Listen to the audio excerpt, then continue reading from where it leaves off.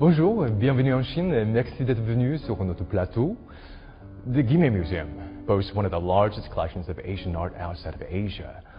What did you discover there since your arrival at the museum that shook up your understanding of Asian cultures? The Musée Guimet in Paris is in fact the most important Asian art museum in Europe and in the first Asian art museum in the world. So of course it's a very rich museum. We have more or less 60,000 artworks. Of course, if you arrive in the museum as a visitor, you will not see all the 60,000 items. But that means that it's really the opportunity to discover all type of Asian art. It's for us very important to give the feeling for our visitors that, of course, they do a trip to Asia. Now, I know there are more than some 20,000 objects within the Chinese collection at the museum. This collection right here, what have you learned through this collection about China and about the West by way of Chinese art? Of course, we are very lucky to have a very rich Chinese collection. First of all, some ancient bronze collections from ancient China. Very amazing pieces. We were very lucky to have the donation of Tang Dynasty objects also from a Belgian collector several years ago. And of course all our decorative art department has a lot of porcelain, ceramics. I think we have one of the richest collection of porcelain in Musée Guimet due to many important collectors and lacquers, etc. And what you say is very true. Of course, we learn through this collection about Chinese art, Chinese techniques, material, the jade. We devoted an exhibition several years ago about this precious material of stone of jade. So we learn about, when we look at our paintings, we also have very nice paintings from the Ming Dynasty. So we can really discover what is China through its art. But you're totally right, and I like to say also that it's a European vision of Chinese art.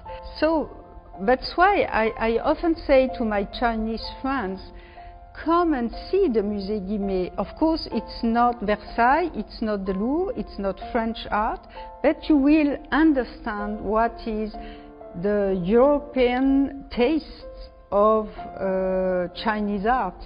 And I think it's very interesting also to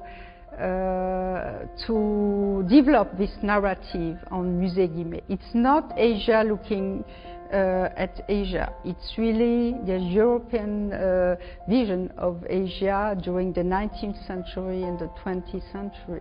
The museum exemplifies this idea of cultural exchange, for instance, between China and France on so many different levels and on a much larger scale. What have we learned through these works of art about how to look at each other from the other person's perspective?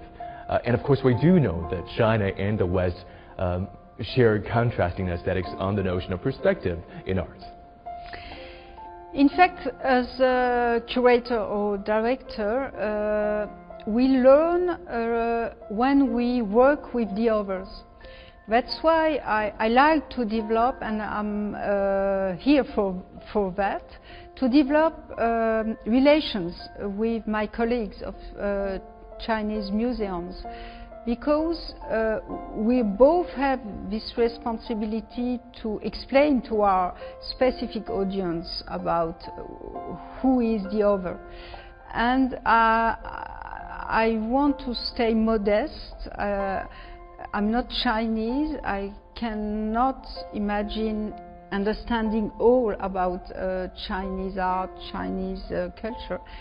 So I see how it is useful for me to discuss and to work with my Chinese colleagues.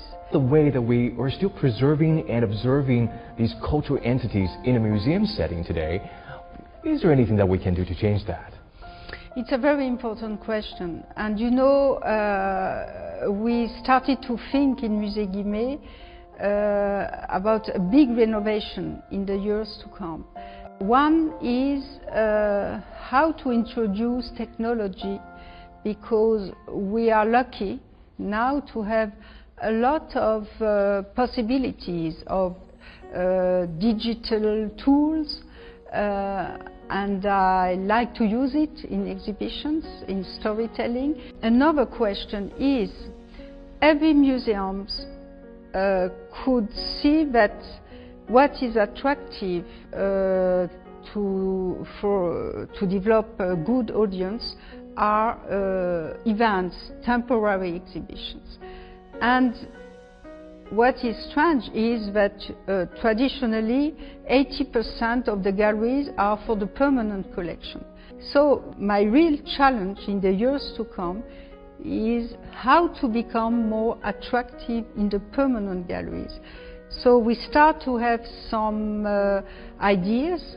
Of course, we need, I think, to have a scenography that gives us the possibility to change the presentation, not just to say, okay, here is a presentation for the 20 years to come, but how to create new possibilities every year, every 6 months, that gives the desire to come in the permanent collections because something's happened. Thank you so much for these fascinating insights. Merci beaucoup. Merci beaucoup aussi.